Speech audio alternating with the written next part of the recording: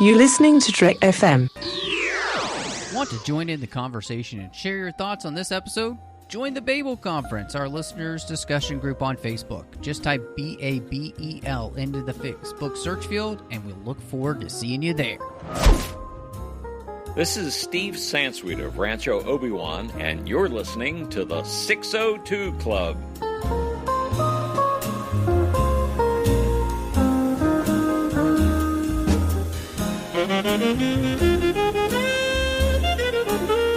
Hello and welcome to TFM's Local Watering Hole. I'm just one of the hosts here, Matthew Rushing, and very excited to be here for a special episode as we're continuing in the new series for the Star Wars books, The High Republic.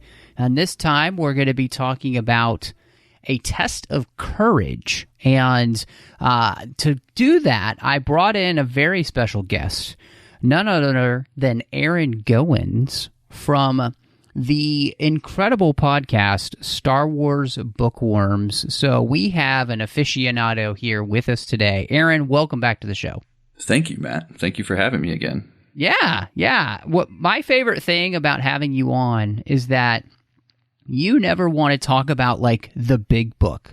You always enjoy talking about the ones that people might miss or aren't going to be maybe quote unquote as excited about, but you're excited to talk about those, and that makes it really nice when we're trying to cover the books, and I always know who to go to. So this is fantastic. That's true. I think the last time I was on, we reviewed Force Collector, which is not really which was a pretty good book. Yeah, I mean it was a good book, but I don't think most people would even know that's a Star Wars book.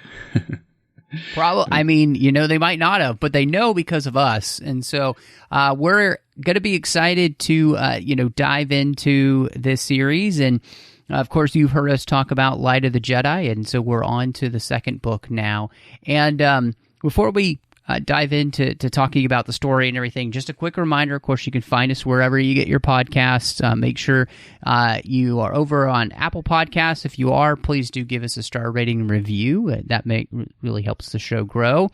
But also, of course, you can find us wherever you get your podcasts. Just make sure you're subscribed, and that way you'll get the show as soon as it drops. And then, of course, you can find us all over the place. We're on Twitter at the 602 Club, and then of course we're on Instagram at the 602 Club TFM. You can find us online at Trek FM or on Facebook at facebook.com/Trek FM. There's a listeners only discussion group you can join and talk to listeners from all over. And then I want to say a huge thank you, of course, to our associate producers through Patreon, Ken, Tripp, Davis Grayson, Ryan Maillet, and Daniel Noah. They make sure that everything we do here on the network keeps coming to you each and every week. So please make sure to go over to patreon.com/TrekFM and see how you can be part of the team.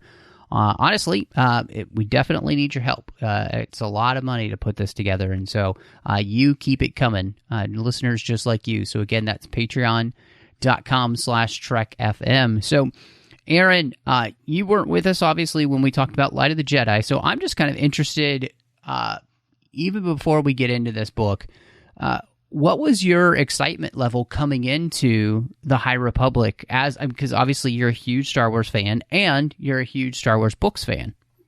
I was very excited for this. This is kind of something I've been waiting for with the new canon, new EU.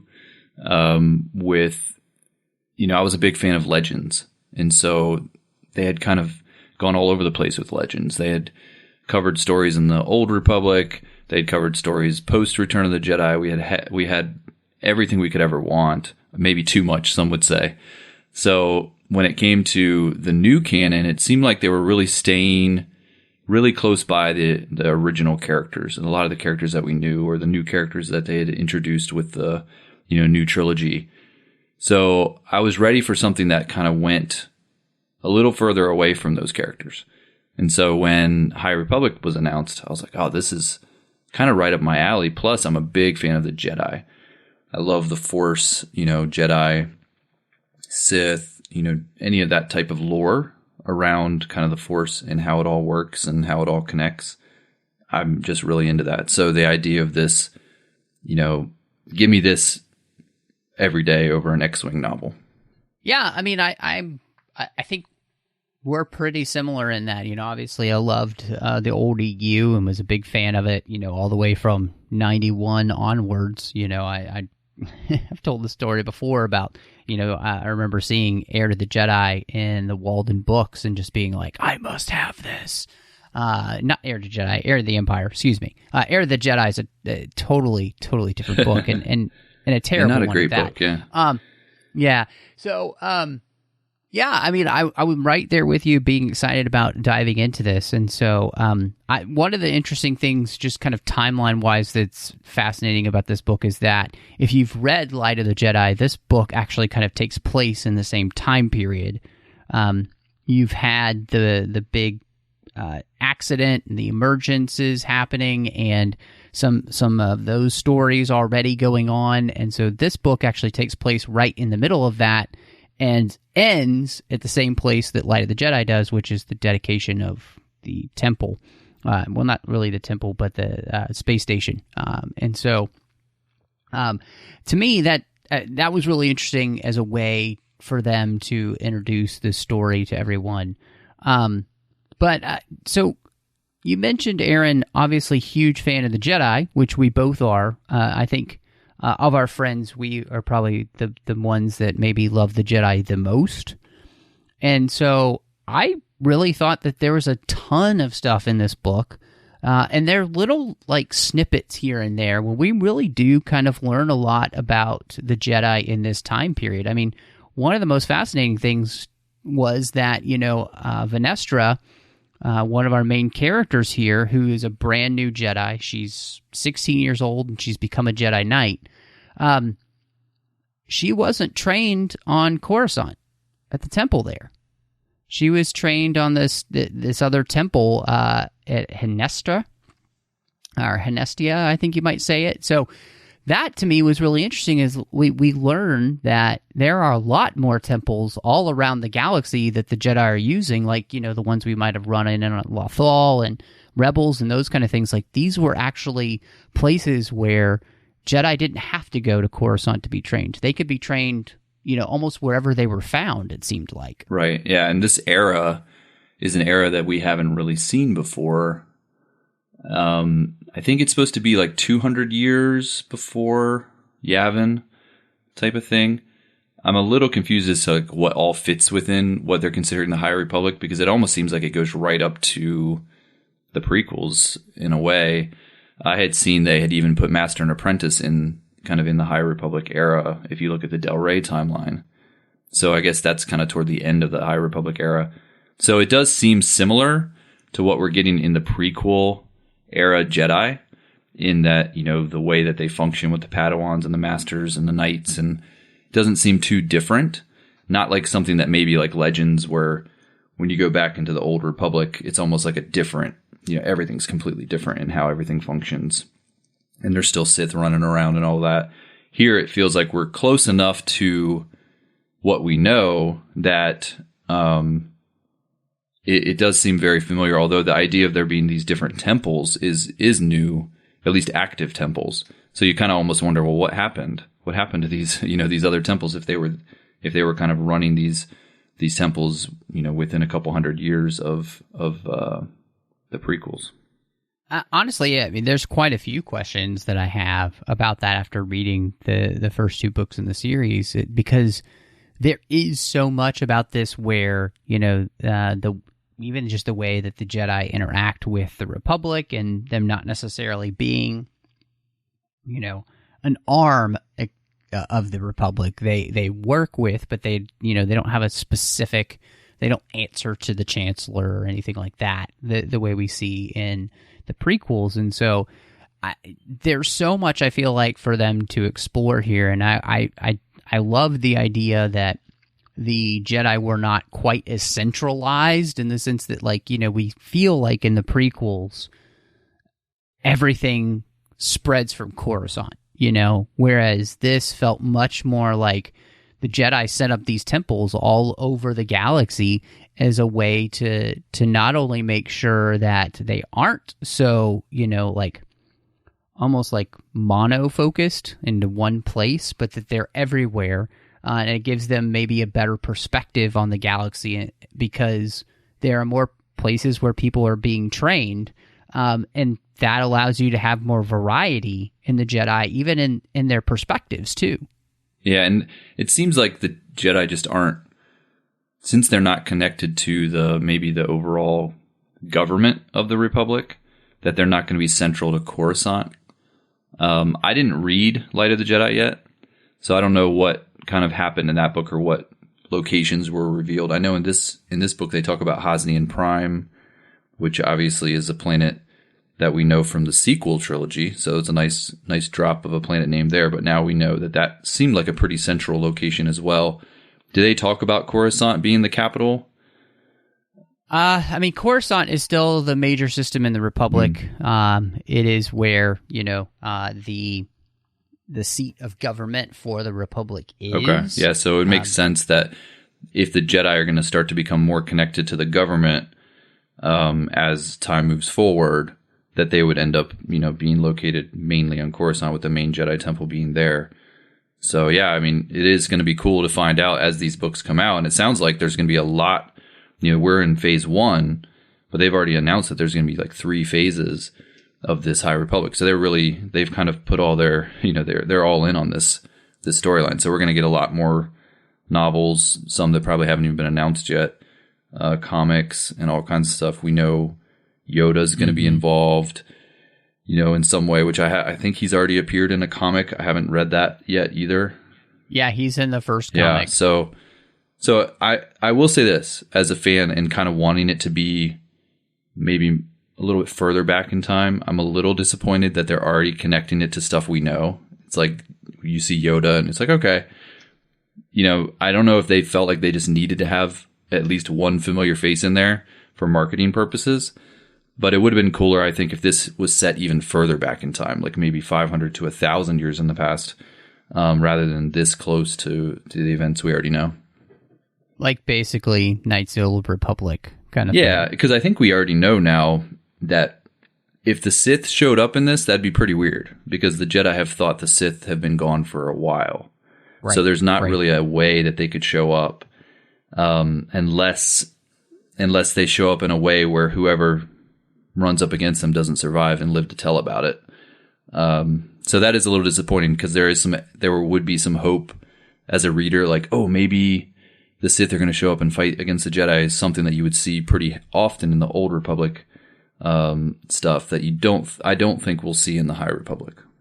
Well, and we hear a little bit about different Force users. We hear about the Night Sisters, and part of that is the connection that Venestra reveals to Emery, this Padawan, that she's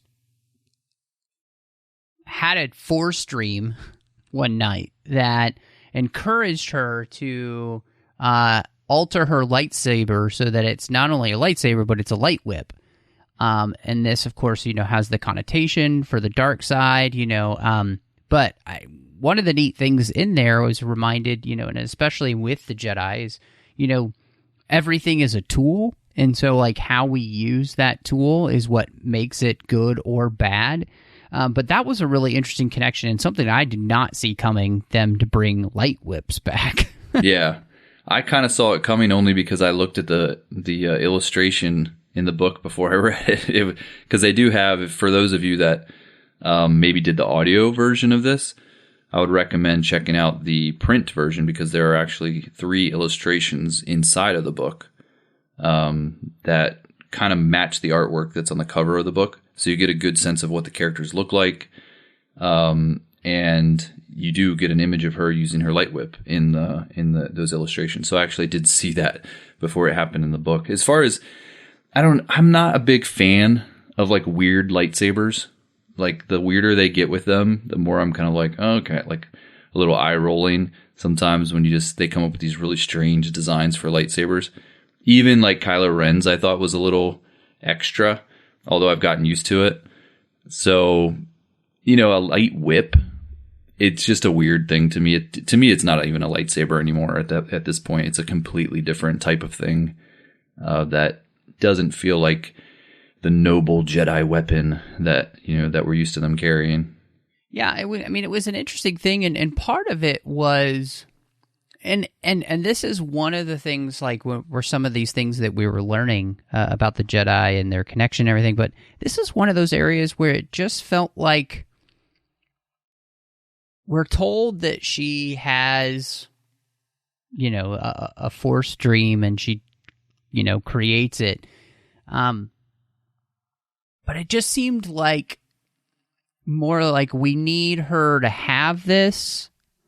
And so we're going to find a way to explain why her lightsaber is like this, rather than really understanding and working into the story. Like, I don't know, it just seemed a little bit too convenient for me, for her to have had this dream and then she immediately needs it like 3 days later, which, you know, gosh, it's the Force, I get it. But I don't know, it just... there was something in that to me that where I just needed more, you know. And obviously, this is a book where we see, you know, the Force can do incredible things, and the Jedi are not bound by the ideas of, like, they're not struggling the way they are in the prequels because the dark side is getting stronger and stronger. You know, here it's kind of boundless, honestly, what they can do. But to me, you know, anytime you really add something to the Force in any Star Wars story, I really want it to feel like it's truly earned by that story. So, like, you know, the world between worlds and Rebels, it's completely shocking, but it's incredible. Or Mortis, you know, but it doesn't feel so out of left field that I'm kind of left scratching my head as to, like, okay, so how does this work? And this is one of those places where I was just like, I wish there had been more to this part of the story, because it's a pretty big thing for her to basically have had, like, the angel of the Force came to her and told her, angel, you must make a light angel whip, appeared you know? to me. Yeah, and even the connection to the dark side. So I know the other Jedi that was with her, and I'm blanking on his name now, Emery, yeah. He was kind of, his reaction to seeing the Lightwhip was kind of like, oh wait, that's what dark side users use that. The Night Sisters use that.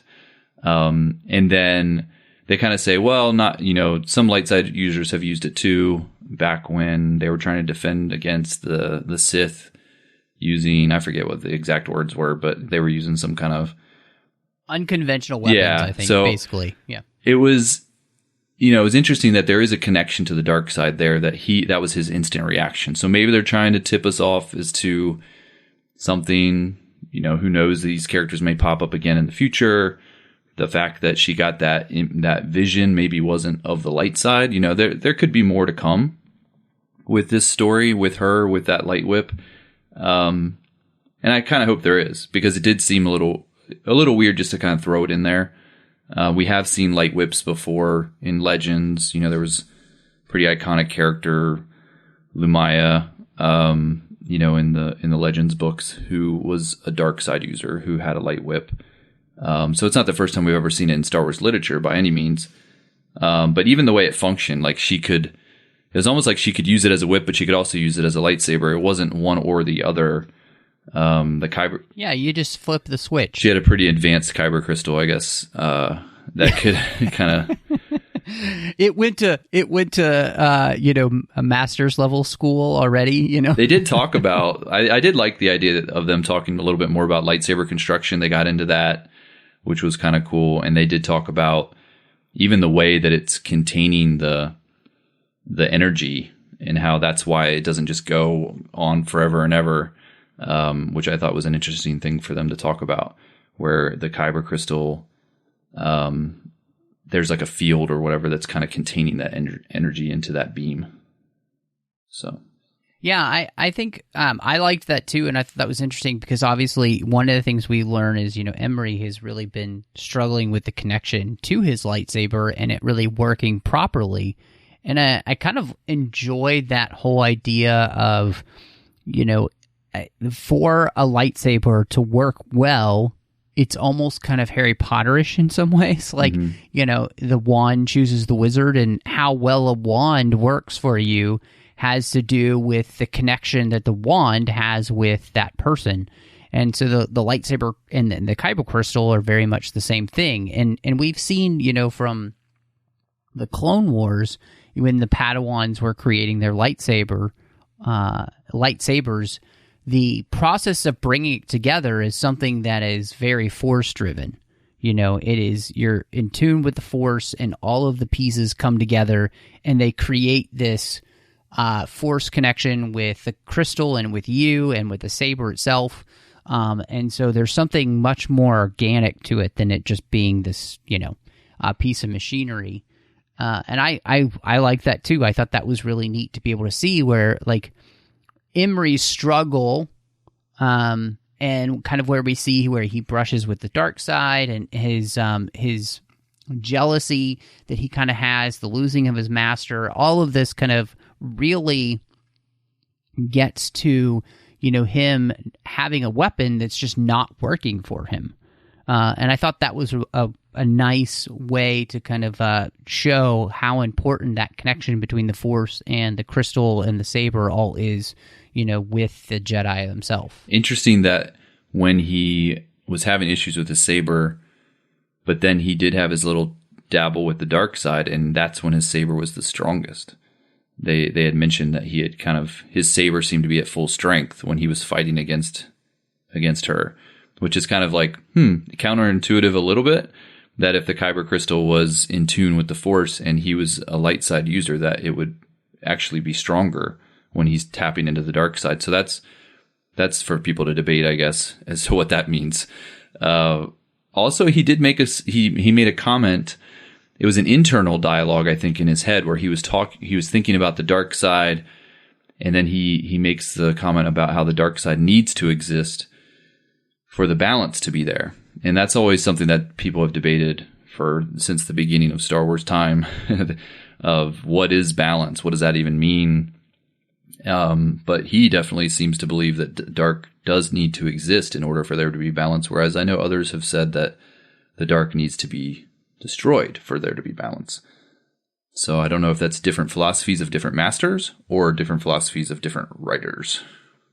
Yeah, I think that's one thing that, I'm going to be interested in kind of this, as we're talking about the Jedi, one of the things that I think in this series, when you're doing these things and when you're telling these stories, the question has to be like, why?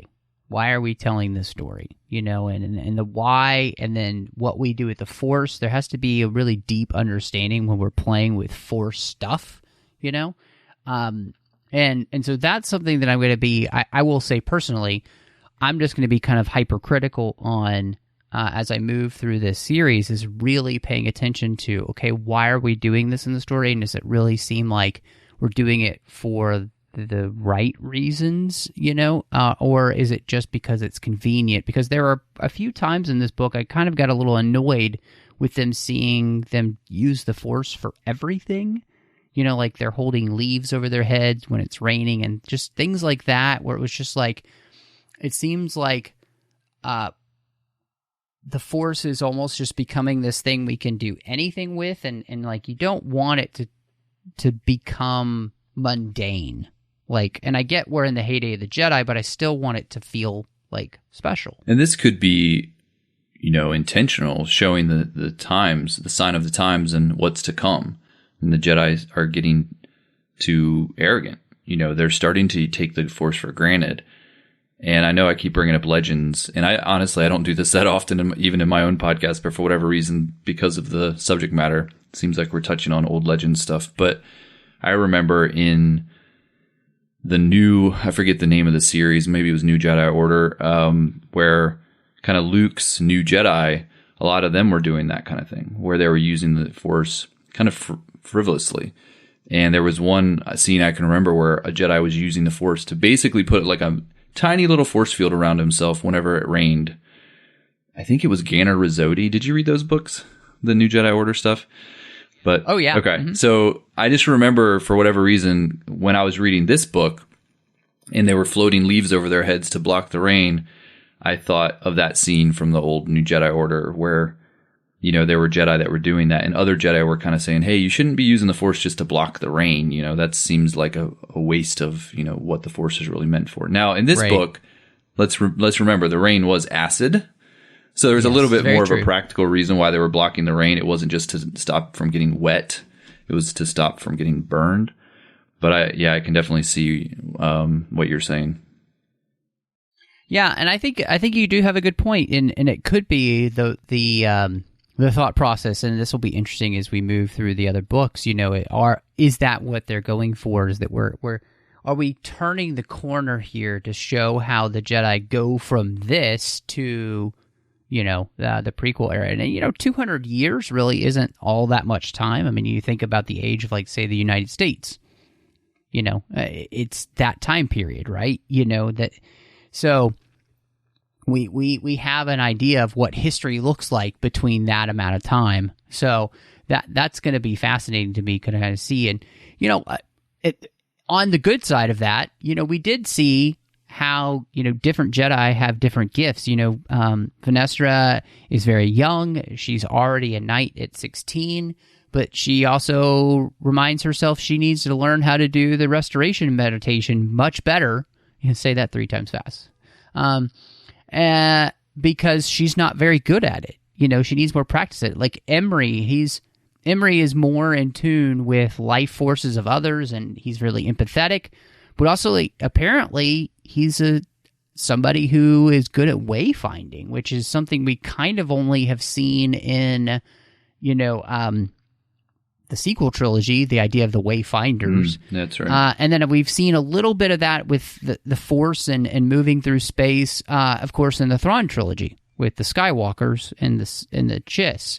So, I mean, there are some really interesting things here where I think they can, give us a picture of what these Jedi are like in this time period. Yeah, the way they described wayfinding, too, was it definitely, although they use the same term, wayfinder, it felt a lot different than, whereas the Wayfinder that was in the sequel trilogy felt like it was just kind of a map to find a place. Mm-hmm. This was much more him using the Force to search for life, and try to find, planets that had life on them.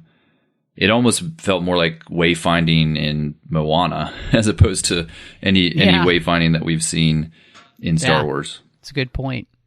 Yeah, that's a good way to put it. Yeah. Moana is a Jedi. So. Yeah, of course she is.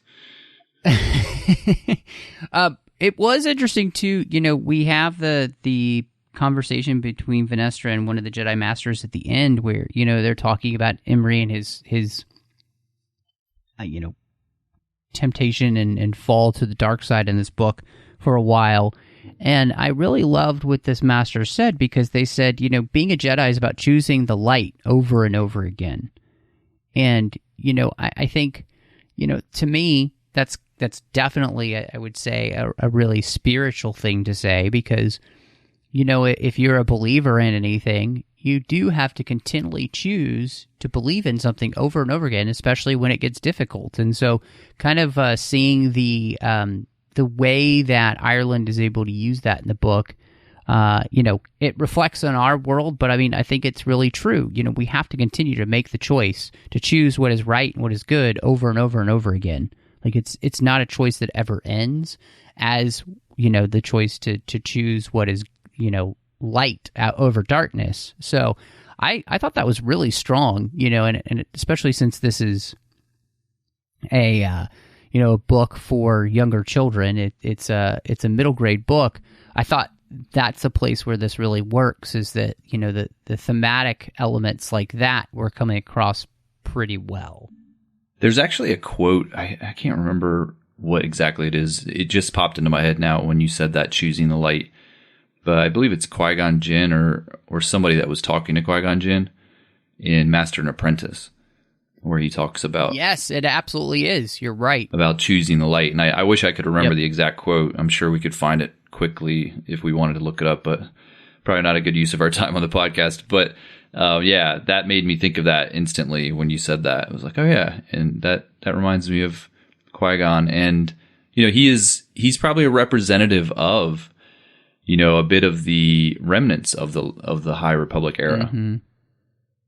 Yeah, that's a great point too. Yeah, absolutely. That I remember reading that book, and that quote was phenomenal, and I thought it was one of those things where it just felt really special, and yeah, Claudia Gray, right? And she's right. Claudia she's Gray. writing in this series too. And in fact, the quote was, "We don't choose the light because we want to win. We choose the light because it is the light." There you go.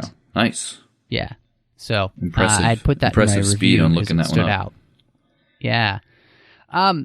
So one of the things that I also kind of found fascinating of learning about the Jedi is that because of the cosmic force and the living force, that as you are meditating, Jedi must be conscious of their bodies, basically, because that connection is what they need, so they don't get lost in it and then basically wither away and die because they've gotten so lost in the cosmic force that they aren't.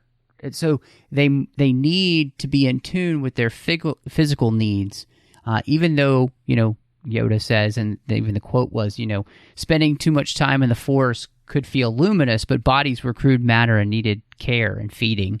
And I just thought that was a really great way of just kind of, again, explaining these like mystical things in a way that really makes sense to kids. So that was, I thought it was pretty good. Yeah. And you've said a couple times it's meant for younger readers, and that's absolutely true. And that's something that I like about these books, but also sometimes don't like. I'm not the target audience for this book, so some of it, as you're reading through it, it comes across as very simplistic. A very straightforward storyline, not a lot of complex plot points. It's just really kind of an easy read, and it's something that I would read with my son, which is really awesome to have that option. Intriguing characters, but definitely not going to be kind of that real, kind of dark or deep Star Wars novel that some readers may want. So like that's something to keep in mind for people that might be thinking about picking up this series, is there's going to be some books that are, Del Rey and kind of adult novels, and then there's other ones that are definitely geared more toward younger readers.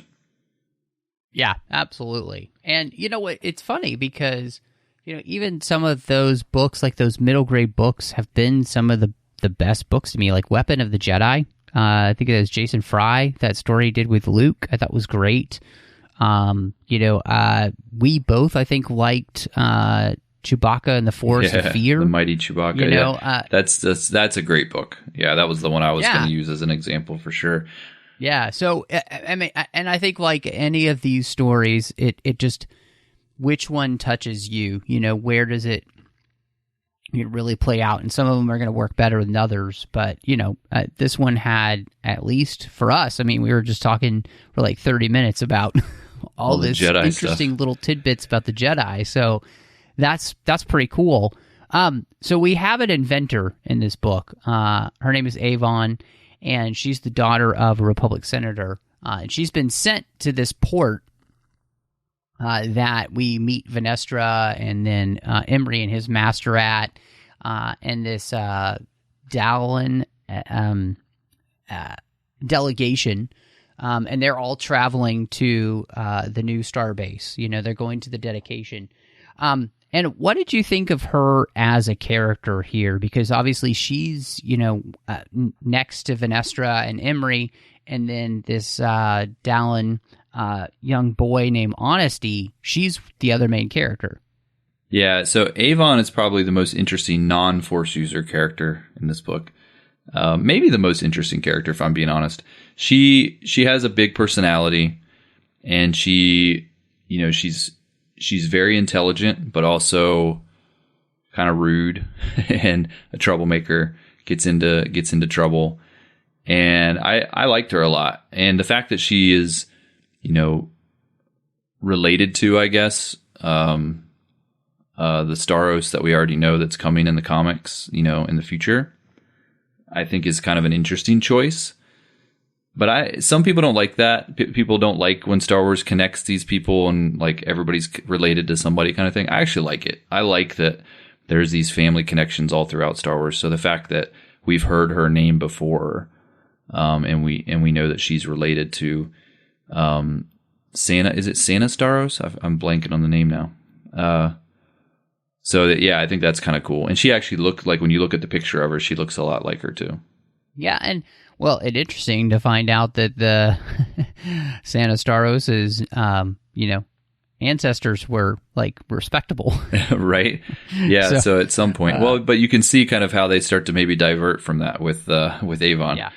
Well, and it was really interesting to me too, because as a character, she is somebody who, and this book does a lot of mirrors for each other, so you have Emery, who is very emotionally driven, and he's very in touch empathetically, and then you have Avon, who's on the other side of that, who's completely scientific. She has a scientific mind. She's always wondering, how things go together. It even kind of explains the idea that, like, she just burns to know how things work.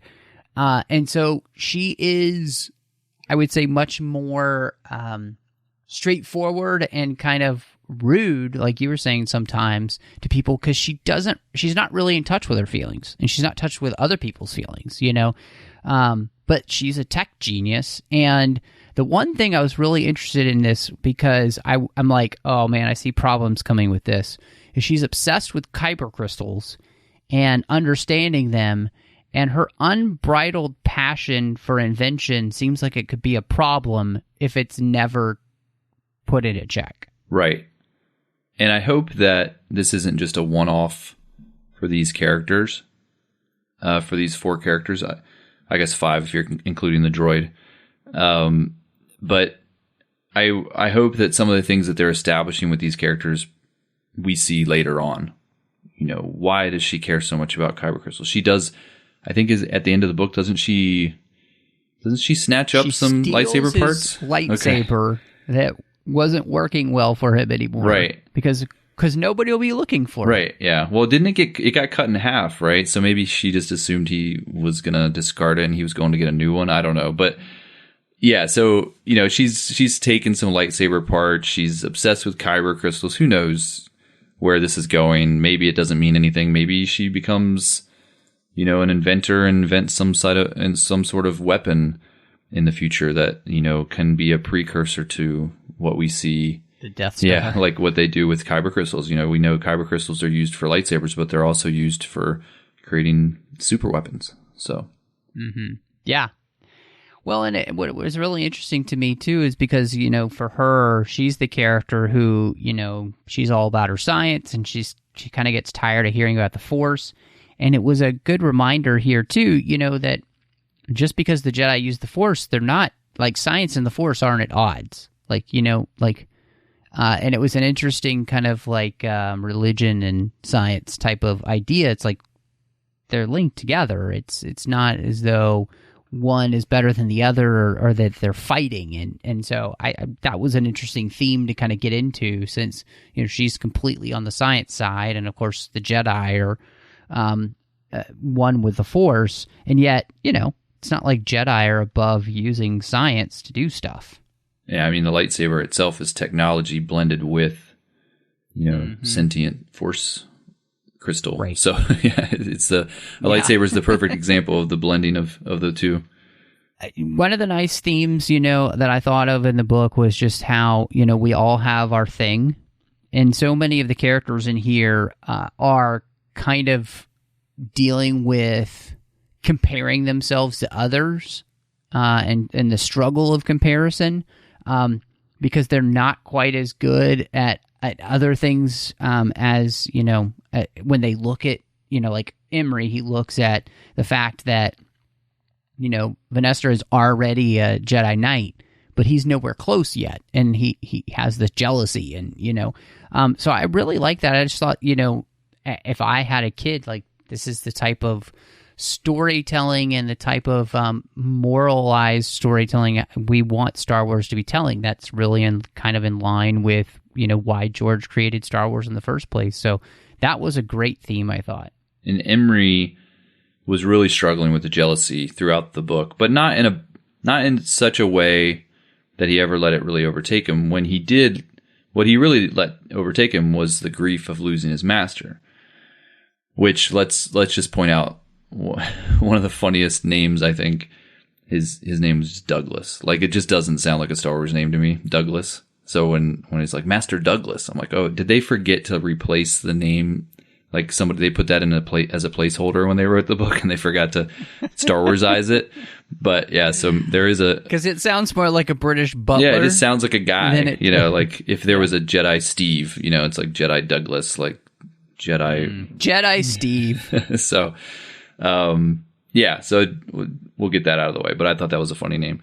But yeah, so he doesn't really let the jealousy overtake him more than the grief of losing his master is really what ultimately has him touch the dark side. But once he does touch the dark side, it does, the jealousy issue does come back up. And I was kind of hoping that the whole scene where they fought each other, I kind of wish that would lasted a little longer, or maybe meant a little more. I would have absolutely loved it if he just kind of disappeared, kind of went to the dark side and then just left, and then they don't know what happened to him. And maybe he's out there still kind of struggling with, with the dark side calling to him. I think that would have been interesting. Maybe that's something they would have done in an adult novel. But in this novel, they just had kind of a little lightsaber battle for a couple seconds, and then it ended, and then he was fine. Yeah, no, I agree with you. It would have been interesting if there had been a little bit more nuance to that. And, to jump off of that theme, another one I thought was really interesting is what we kind of see is all of these kids, because they're all, anywhere from 16 to a little bit younger. They're all kind of struggling with the idea of what it means to grow up, and they're pushing against the experience of their mentors. Like, Honesty is pushing against his dad.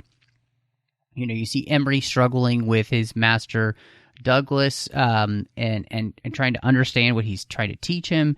Venestra struggling with that, she's transitioning from basically being a kid to being an adult, and what all that looks like.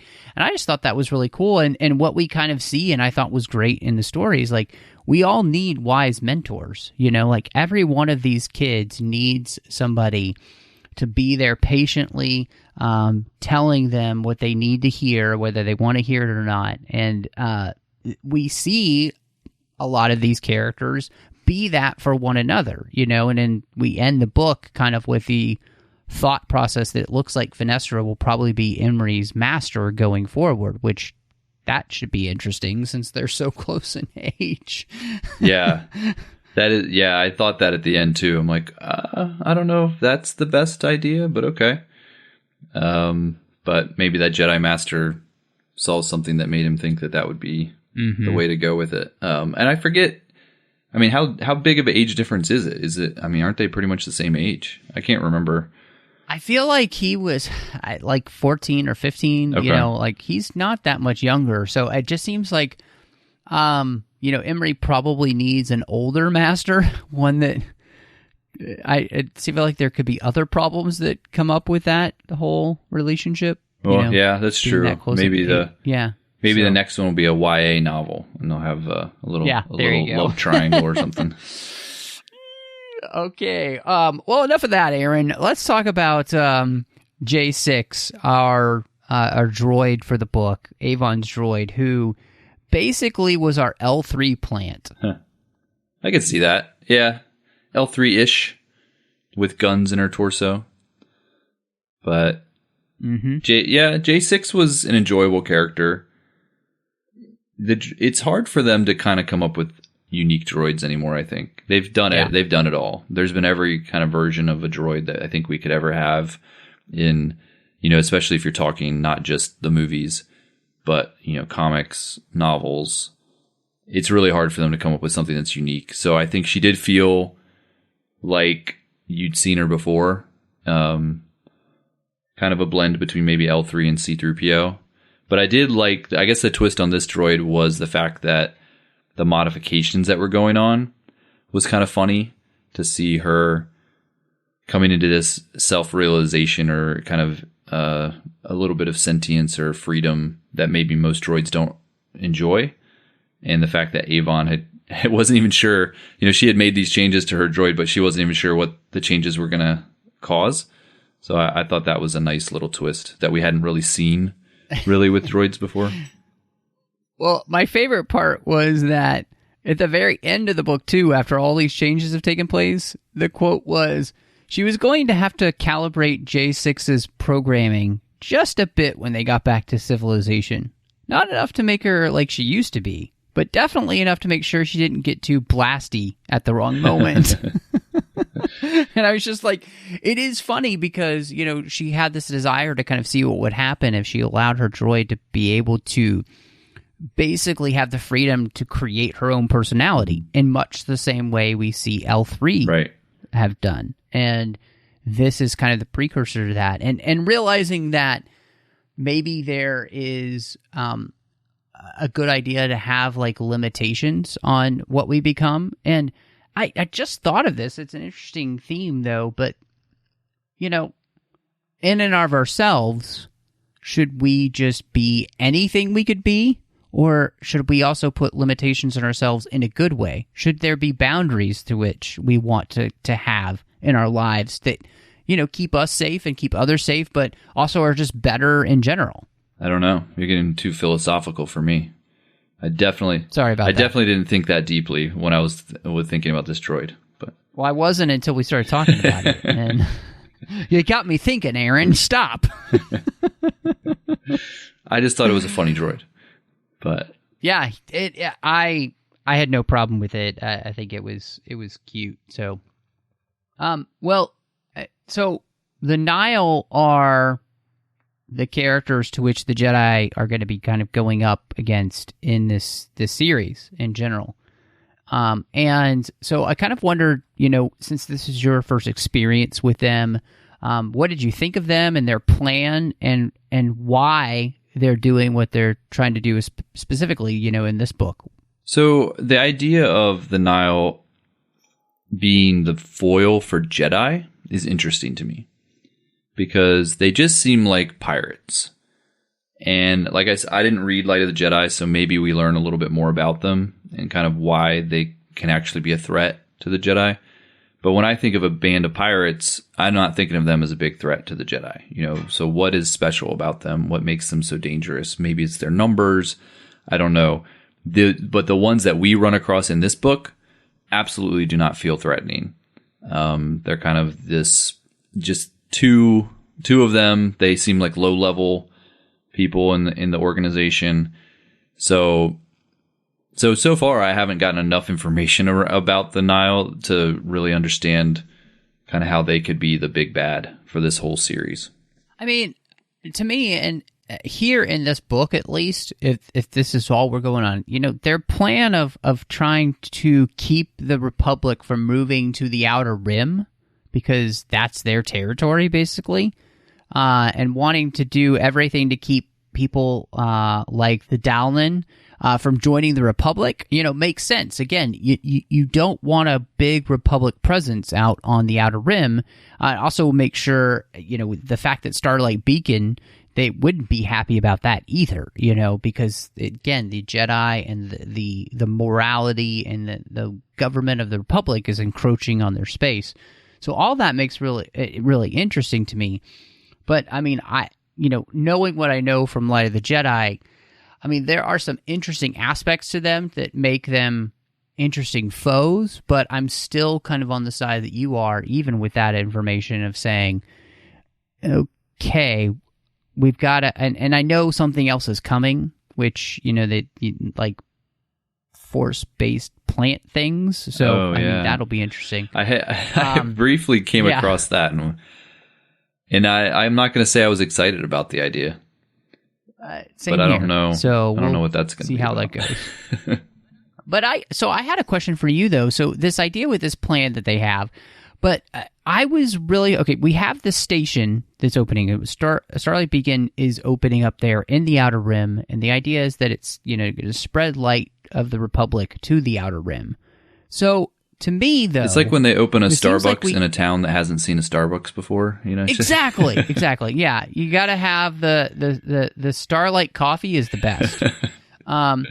So make that T-shirt. But what I was wondering is, somebody is going to probably create a podcast called Starlight Coffee, and it's going to be all about this series. But I'm trademarking that, so yeah. So we have all this expansion of the Republic, and yet by the 200 years later, the Republic is like the Outer Rim is still the Outer Rim we know. There's like, and the Jedi seem to have like pulled back further and further from having real true influence around the galaxy. It's like, what in the heck is going to happen in this series to make that happen? Yeah, that's true. I guess I hadn't thought about that. And I don't know that I felt like the Jedi didn't have a presence in the Outer Rim. I guess I always kind of assumed that because there were so many Jedi, and there were some that were in Coruscant, but then the rest of them were almost like in pairs of two, kind of out in the galaxy, kind of keeping order. And so I just assumed that some were out in the Outer Rim, some are, wherever. But so I guess I hadn't really thought about the fact that maybe they had kind of tried to go out that direction, something bad happens, and then they recoil, and maybe that's why they end up, kind of holed up in Coruscant. But there's a lot to learn. There's a lot to learn on what's going to happen. And the reason I was thinking of that question was just when we look at the Phantom Menace, we clearly see the Jedi have no presence in the Outer Rim, really. I mean, even Shmi talks about the Republic doesn't exist out here. So I just assumed that was like talking about the planet and not the whole region. But yeah, I can totally but see I mean, what you mean. I just kind of get the feeling like even when they go to Tatooine, it's a region that's controlled by the Hutts. Again, this is a place where we don't see a lot of place for. Anyway, all that to say, it seems like it's going to be really fascinating to see what they do with this series because, as you kind of mentioned before, and this is something that, and I consider this right now to be slight detriment. It seems like a lot is happening in this series that is going to, quote unquote, change very quickly.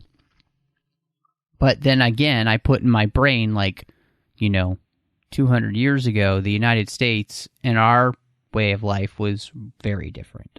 So. Yeah, absolutely. Completely. And it is true to think, you think 200 years doesn't sound like a lot of time. And it isn't a lot of time in the grand scheme of things. But a lot can change in 200 years. And, this seems like a futuristic, it's a futuristic-esque story, although it's a long time ago in a galaxy far, far away. The technology is futuristic. So you almost kind of wonder, well, how much can really change? They already have spaceships and lightsabers and all this like futuristic technology. But events-wise, a lot can happen in 200 years. And I don't know that we know exactly, do we have a timestamp on when these stories happen?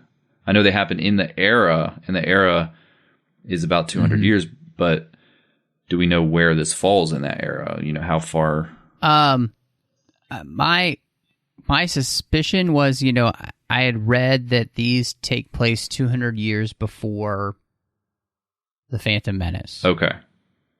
So yeah, we're in lots of time, that time period. So, yeah, and that's lots of time. And we know the other thing too is the movie, or is it a series that they're working on called Acolyte?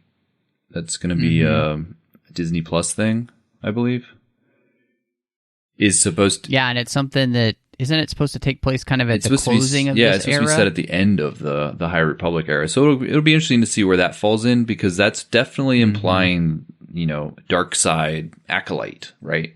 So yeah, I do wonder if maybe these Nihil guys and gals are maybe the first thing that they come up against, and maybe there's some more other things to come that might be more threatening, or maybe they team up with, or maybe somebody's pulling the strings behind the scenes.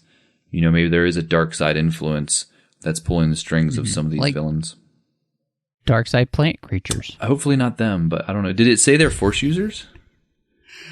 I don't think that I didn't get the sense that they're like Force users, but they're connected with the dark side somehow. It's going to be like Swamp Thing aliens. Yeah. Isn't it? Or Poison Ivy. There you go. there you go. No, it's what I've always wanted in Star Wars. Right. So for you, where would you put this on a rating scale of maybe like 1 to 5? A test of courage. I think I gave it 3 on Goodreads because Goodreads. I like how Goodreads is very specific about what your stars mean. You know, when you hover over the star before you click it, it tells you what it means. And 3 stars means I liked it. I believe 4 stars is I loved it. And then 5 stars would be it was like amazing. So I would put this at I liked it. I liked it, but it wasn't. I didn't love it. And it wasn't amazing. so 3, I'll put it at a solid 3 out of 5 stars. Man, I mean, we're right on target there together. I definitely put this at a 3. And, I would say, and I'm not sure about the High Republic yet, after having read the first 2 books, in the sense that I don't know if I truly like how they're going about this, where there's so much content coming at you so quickly, and there doesn't seem to be a specific focus on a smaller set of characters that would really introduce this world to us. So we kind of start off at a smaller base and then can grow out from there. So I don't know, but I'm going to be interested to see how this progresses with, comics and books and young books and all of these things coming out, very quickly, how this all starts to connect and like tell this overarching story. So I haven't seen anything yet that's like a red flag to me. When I read this one, I read a little bit of Light of the Jedi, just the first few chapters.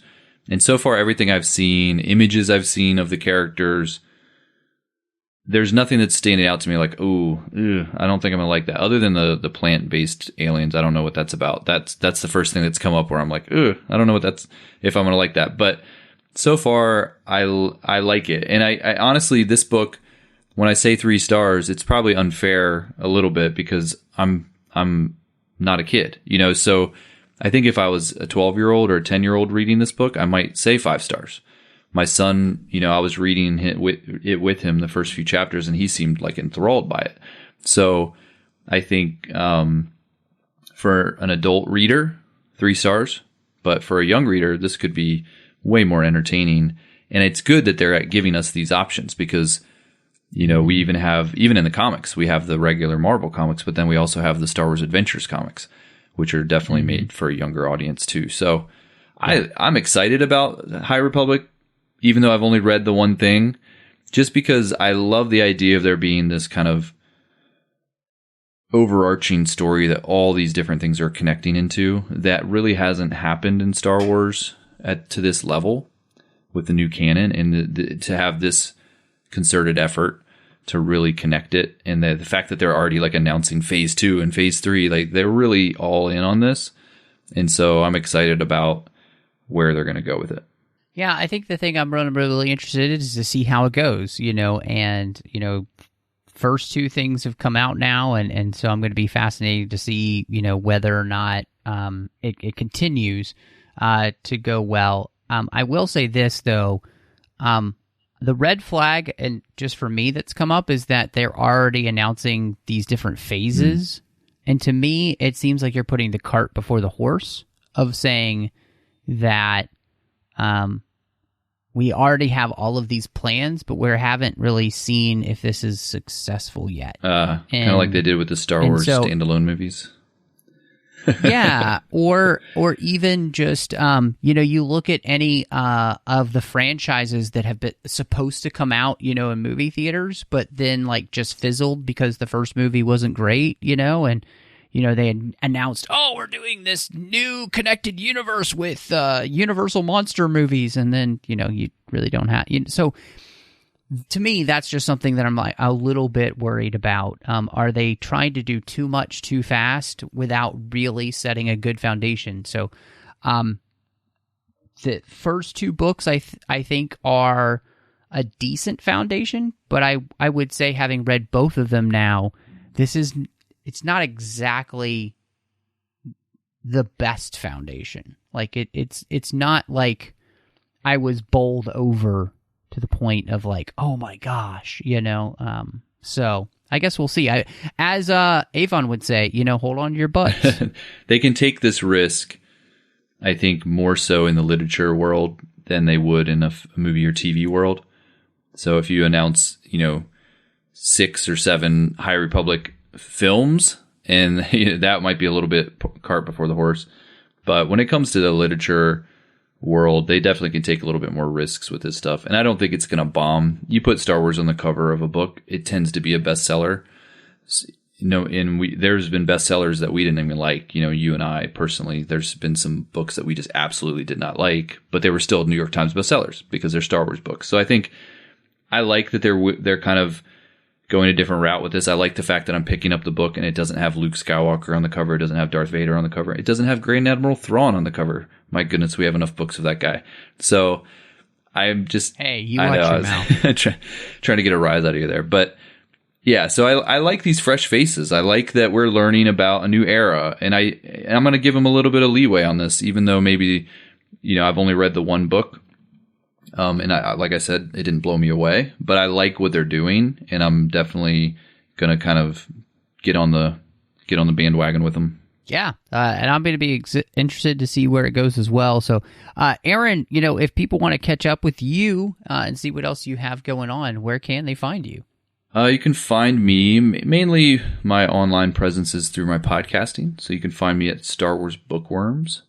That's a podcast I do with Teresa Delgado, where we talk about the new Star Wars books that are coming out. I think our last one we did was an episode reviewing, from a certain point of view, Empire Strikes Back. We picked our favorite stories from that and kind of talk through them. And I also do a Doctor Who podcast called Bad Wolf Radio, which we just did our review of the Revolution of the Daleks New Year's special. So if you're into Doctor Who, check that one out. I do that with my co-host Adam Farmer. Awesome, man. And I as of this recording, I have yet to get a chance to watch it. I've got it recorded, and I just need to sit down and watch it. So I'm going to be really interested to see what happens and then listen to you guys talk about it. So, of course, you could find me all over the place, MattRushing02 on social media. And then, of course, you can find me here on the network doing... The Orb, as well as Literary Treks with Chris Jones. Both of those. Orb is about Star Trek Deep Space Nine. Literary Treks is the books and the comics of Star Trek. And then, of course, look for Snyder Cuts, which is coming here on this same feed with John Mills, as we are going to be looking at all of the directorial works of Zack Snyder as we lead up to, of course, the release of Zack Snyder's Justice League, as well as, of course, his Army of the Dead coming out this year.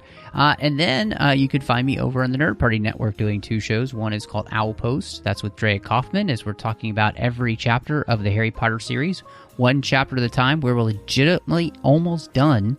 So it's been so much fun, but we're getting there. And then I'm doing... also with John Mills, Aggressive Negotiations, which is a Star Wars podcast. And every week we're talking about a new Star Wars topic. But guys, thank you. But y'all, thank you so much for joining us. And may the Force be with you.